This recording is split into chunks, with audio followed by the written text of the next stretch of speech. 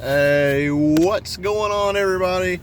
Deer Hunter DVM coming to you live from the Walmart parking lot. We're doing some post-season trail camera returns. Every year, I always buy about 4 El Cheapo trail cameras on clearance from Walmart. Most of the time, they're just $40, $50 cameras, and the couple that I bought last year were some El Cheapo stealth cams. And they weren't very good, and they died over the season. So with a $4 replacement plan in place, you can turn in an $80 camera and get either credit for it or a replacement. So I've done that, and here's what I've got. They had a couple of these Bushnell trophy cams. They're 20 megapixels, and I've had some good luck with an aggressor. This camera is about the same price bracket. And just going to do what it needs to do. That way I'm not out of, $160 for a handful of cameras. So I took back 4 of those stealth cams that I bought for about $50, and I got a couple $100 worth of camera credit. So I bought a couple of these Bushnell trophy cams. Let me show you a problem with them. So I like the design. It's got that classic 2-latch design there. I don't know if you can see that. Let me show you. So it's got this 2-latch design there, right? And that's okay, and that's all fine and good. Here's what I don't like about these cameras, and I'll show you if I can get the sucker open. A couple things I don't like about this Bushnell design is the lead wire. So you've got that circuit lead wire in from your power supply over there to your motherboard, and it just over time, all this wear will eventually wear that wire out. So I don't dig these style cameras as much as I do fully enclosed. Supposedly we're supposed to get a year battery life out of this camera.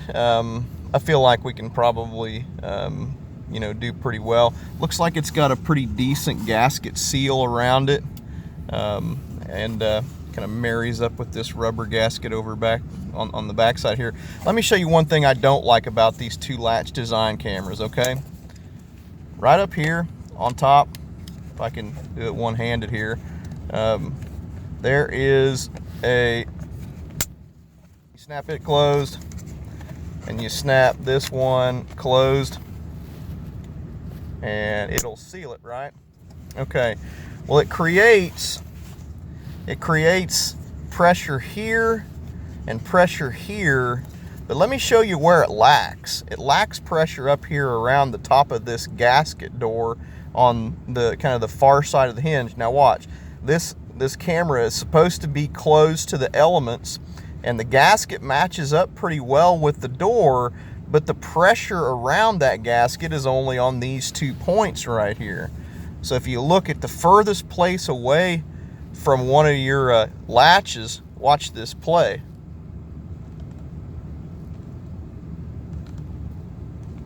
There's play in this gasket seal around this door.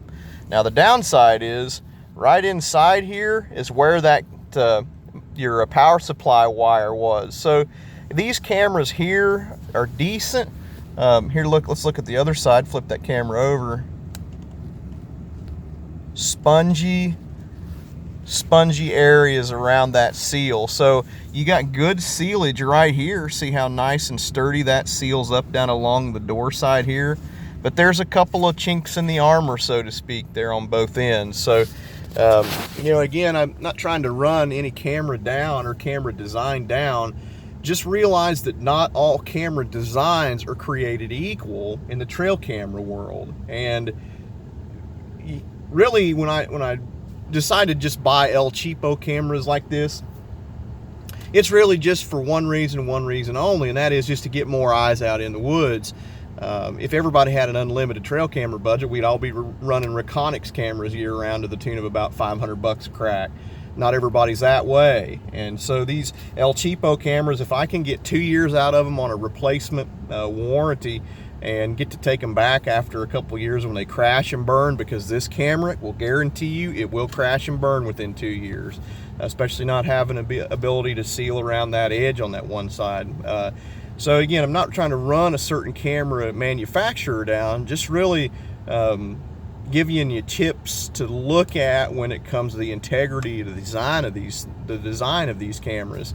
I'm no electrical engineer by any means, but I know what kills cameras, and that is moisture egress. So I will be mounting these cameras like this design, and that's another tip for you that I can give you.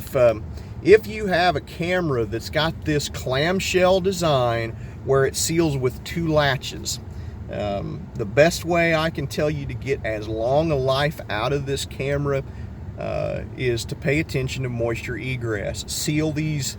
I'll treat these gasket seals with a little bit of silicone gasket grease, and I will definitely, when I deploy these cameras in the woods, I always mount them off the tree on a stick and pick mount.